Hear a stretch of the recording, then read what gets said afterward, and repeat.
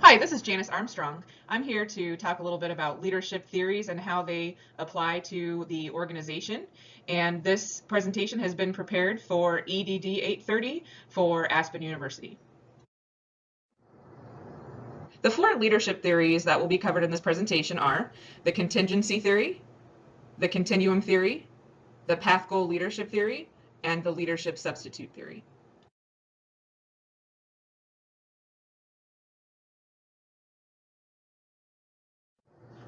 We will begin with the contingency theory, which was the first situational leadership theory, and it was developed by Fred E. Fiedler in 1951. So this really was the foundation for all other situational leadership theories. This was the first theory to identify specific situational variables that relate directly to the leader's personality and behavior. And additionally, the leader's effectiveness depends on or is contingent upon how well that leader's style fits the context of the job or the situation. So the contingency theory is based on behavioral leadership theories, and it contends that leadership takes place in a situation. As such, leaders need to alter their behavior to meet situational characteristics. Contingency means it depends. So for a leader to be effective, the leader needs to consider all of the factors that influence the leader, the followers or subordinates, and the situation. So the larger question is, how can this be established? First of all, the leader would need to get to know the individuals in the situation and then adapt and adjust the culture of the organization. And this often results in a team-style leadership or organization. Some factors or variables to consider for the contingency leadership would be the level of motivation and the ability level of the followers, as well as their capability to complete assigned tasks. Also, it is important to consider the personality traits, behavior, and experience of the leader and how that then applies to the situation. Within the situation, the variables to consider would be the nature of the task, the structure of the task, and the environment. Moving into the practical application of the theory by looking at the contingency leadership model, the objective of the contingency leadership model is to select an appropriate leadership style that aligns with the situation in order to maximize the performance of the followers or subordinates. So as a leader, it's important to determine your own leadership style by asking yourself if you gain more satisfaction from task accomplishment or from developing and maintaining relationships. This is an initial question as a leader that it would be important to ask if you are using this particular model of leadership within your organization. Another aspect of the contingency theory is situational favorableness. This basically defines how a situation will allow the leader to use power and influence over the followers or subordinates. And this is really how theory applies to the organization in action or as a model. When you have more control, you basically will have a more favorable situation for the leader. Breaking this down a little bit further, we're going to take a look at the specific factors that determine situational favorableness. First of all would be the leader-member relationships. So questions to ask would be, is the relationship good or poor? And do the followers trust, accept, and have confidence in the leader? For task structure, it's important to consider if the task is structured or unstructured, or if the employees perform repetitive, routine, and unambiguous tasks that are easily understood. This would make it much easier for the employees to perform their responsibilities. Lastly would be the position power. So questions to ask would be, is the position power strong or weak? Or does the leader have the power to assign work, reward and punish, and hire and fire, give raises or promotions? Here, this would give the leader a lot more control over both the task structure and the leader and member relationship. Taking a look at an example of the contingency theory in action, we're going to imagine that you've been newly appointed the manager of a Pizza Hut restaurant. And in this scenario, we might expect the following situational factors. First of all, we're going to imagine that the trust will be low, and this is because you are new to the job, so your team may not trust you. There might also be a high staff turnover rate, so it's going to be difficult to build those strong relationships. We're also going to imagine that the task structure is high, and this is because there are extremely clear operating procedures to follow, covering everything from how to make the pizza to how to welcome customers to the restaurant. So there is a very high task structure. Lastly, we're going to assume that the position power is high. So you have the ability to hire and fire and reward and punish as is required. So if we're going to apply this to the contingency theory, you are using a relationship-oriented leader would be best suited to this type of.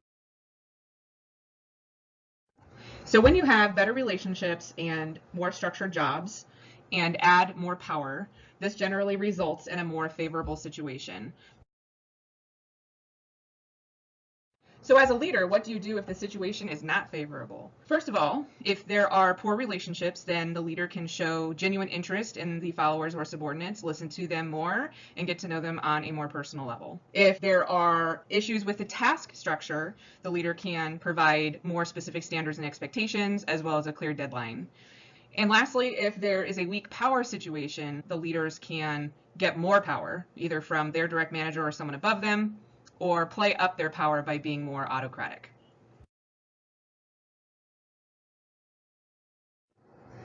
Next, we're going to take a closer look at the continuum theory.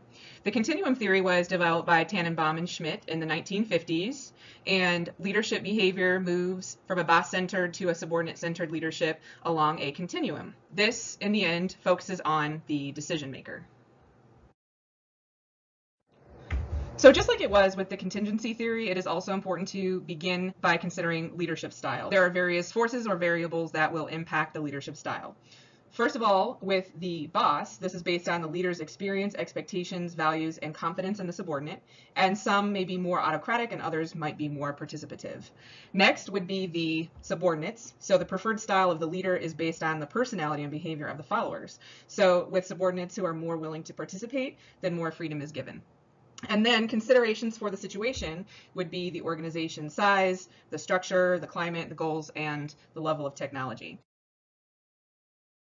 So the leader's actions work along a continuum when using the continuum theory. And this moves from autocratic to participatory. So here are a few examples along the continuum of actions that a leader would take and how they fit into the continuum. So starting with more autocratic, this would be stating a decision that is not open to discussion. Or next along the line would be making the discussion and then convincing employees that it's a good idea. Moving along the continuum, the next would be presenting a decision and asking if there are any questions or concerns. Next would be presenting a decision that is subject to change based on input. So now we're moving into a little bit more of a participatory style of leadership. Next would be stating the situation, asking for a recommendation, and then making the decision based on recommendations. Then we have letting the employees make a decision within set limits, so there are still some guidelines. And lastly, the most participatory action would be letting employees make ongoing decisions. So this just kind of shows how leadership actions work along the continuum from autocratic to participatory. Some criticism of the continuum theory is that it is not backed by research like the contingency leadership model is. And additionally, the considerations for leadership style are subjective, kind of open-ended, so it isn't always clear which style to use.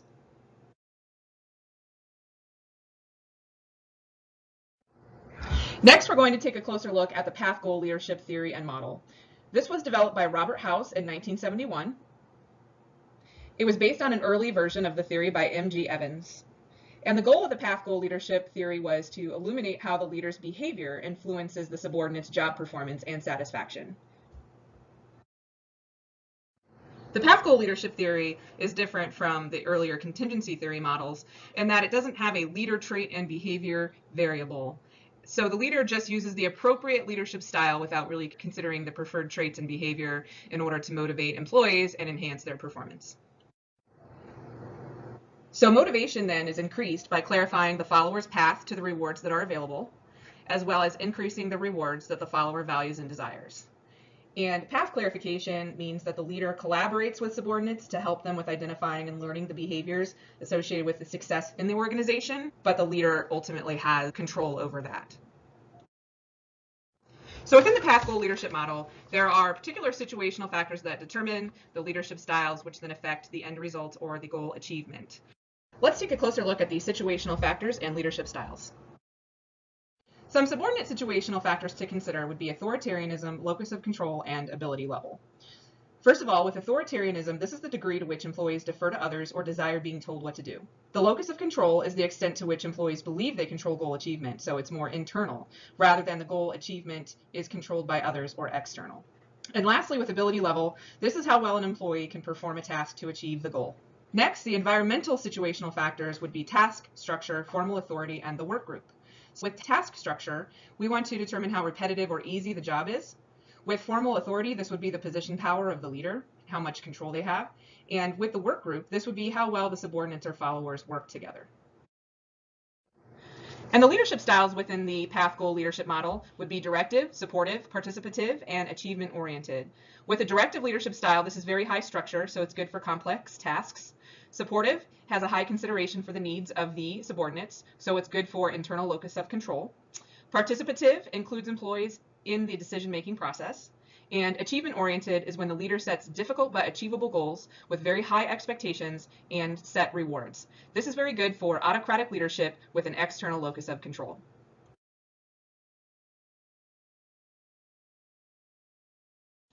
And the last leadership theory I'm going to cover with you today is the leadership substitutes theory. This theory is based on the fact that there are always factors outside the control of the leader that influence and impact the attitudes and behaviors of subordinates. And this can often result in cooperative and self-managed groups. This also eliminates the need for leadership style, especially when you have very experienced and skilled employees.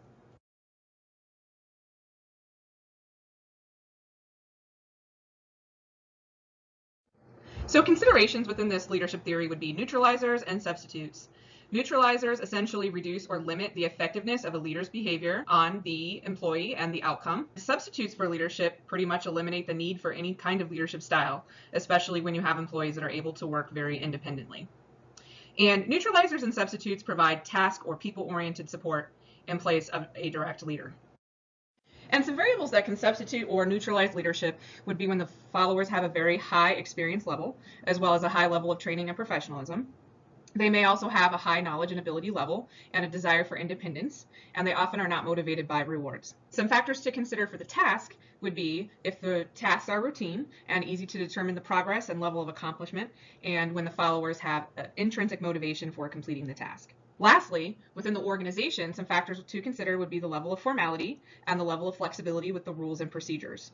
So especially when there are rigid and inflexible rules, it makes it easier for the employees to work independently, as well as when they have clearly outlined job functions. They may end up having very cohesive work groups, and this is especially a factor when rewards are not controlled by the leader. And another variable within the organizational structure would be when there is a level of distance between the leaders and the followers.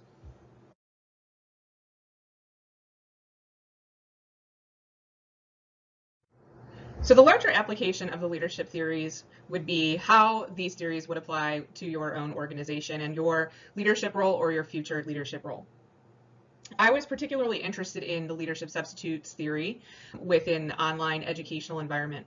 And one of the reasons for that is because there is a lot of distance between the leaders and the subordinates in an online format. Especially when there is with distance learning, there might be teachers who are working from home who may not have interactions on a daily basis. And so the roles would have to be clearly defined in terms of the expectations, and then teachers would be working independently on a daily basis. So in order for teachers to work well within this environment where there is distance from the leader, they would have to be highly trained and experienced and work well independently. They would also need to know when to ask for help, and the leader would essentially take on more of a supportive role. Lastly, teachers often work well collaboratively. They know when to reach out to one another, and they don't often need direct leadership to manage them. And teachers are often intrinsically motivated, so that is why I also thought that the leadership substitute theory applied quite well to teachers, especially in an online work environment.